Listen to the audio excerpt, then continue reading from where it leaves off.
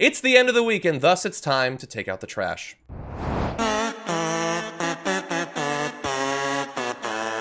This is the Garbage People of the Week. Brett, you're here. Each week, we choose one person to hold up as an example of fine trash in America. We didn't talk about who should go first. Do you want to go first? Yeah, I'll go first. Okay. Mine is Stephen Moore. Yeah, what did he do? Stephen Moore is one of Trump's economic advisors, and recently, he has basically been the guy who has done some pretty terrible metaphors, equivalencies in all of this. I just want to play one video first about how he has spoken about how he is one of the guys who is encouraging people to do civil disobedience, aka all these coronavirus protests. Yeah. And here is just one little insane moment when I think he told Lou Dobbs or someone else, like Hugh Hewitt or something, about his plan for encouraging people to go do coronavirus protests. Donor in Wisconsin, I'm not going to mention his name.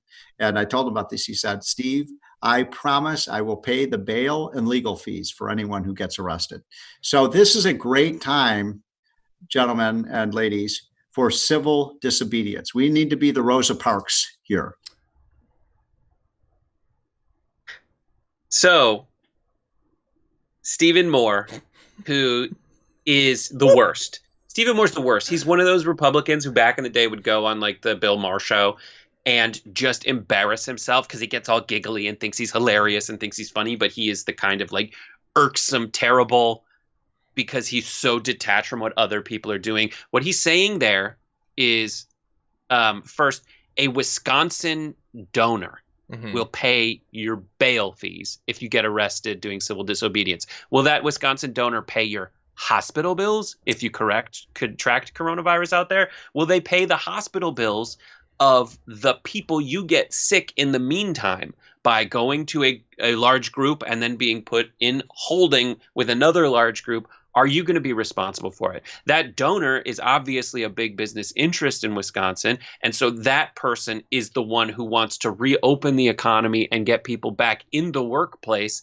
so that they can make money. At the same time, succeeding in getting to the president who said that they are trying to lower and absolve companies of legal responsibility from getting sued if their employees who are brought back too early end up getting sick. Yeah. So all of this is connected. So that's one thing. That is the less obvious stuff. The most obvious thing is the audacity, the utter craziness and tone-deaf nature of this guy who is trying to benefit moneyed interests, comparing himself and all those people to Rosa Parks. And it's not the only one. Yesterday on Main Show, there was a protester out there saying, forcing me to stay home is slavery. Oh, I saw that too. Yeah. So, Brett, question. Did he just, in the moment, come up with the analogy to Rosa Parks? No. He also said in a recent interview, I think with the New York Times, he said, yes, in a Q&A, he says, I'm just thinking this morning, and this is kind of a thought experiment because I was thinking about this. Why don't we just put everybody in a space outfit or something like that? No, seriously. I mean, we don't have space outfits. I mean, just thinking out loud, maybe this is a crazy idea. Yeah, it is. And you're trying to undercut it. You're trying to undercut it. How many thousands, tens of thousands of people have died in America and how much worse we are at this than other people. Yeah. Yeah. He said, if that's what it takes to get workers back to work, we'll spend $3 trillion on spacesuits. Just put them all in spacesuits. Let's bolt them. I think, was it Stephen Moore who's also like, they should just stay at their post? We should get rid of the common rooms and the lunch rooms. I forget exactly if it was him, but it's the same idea. It's, I need you cogs in my machine to go back to work.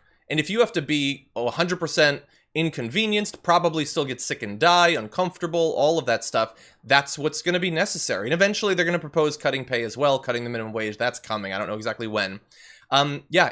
He is perhaps the least sophisticated of the you need to die for my 401k crowd, I would say. Right. And all those hard fought wins that progressives and like especially like the big factory union movement have succeeded in securing is all the stuff that they're trying to undercut. The state pensions that Mitch McConnell is hinting that he really wants the states to be able to declare bankruptcy so they don't have to pay their workers their retirement pensions? Yeah. That's what McConnell wants to do. He wants to cut them loose because you know what the first thing they did was? To give big handouts to giant corporations. And now they want to take the people. He wants the mailman. He wants everybody who works in a government office, people who have good paying, decent jobs. He thinks that that's a sin. He thinks and the forgivable aspect is he wants to forgive states from agreeing to pay people a decent wage and secure their future. Yeah. Now, along the way, by the way, like the fact that there is any money left in any pension accounts is ridiculous. Is a miracle because of how the financial markets have gamed all of those and over leveraged them within an inch of their life. Long before this. Yeah. Long before this.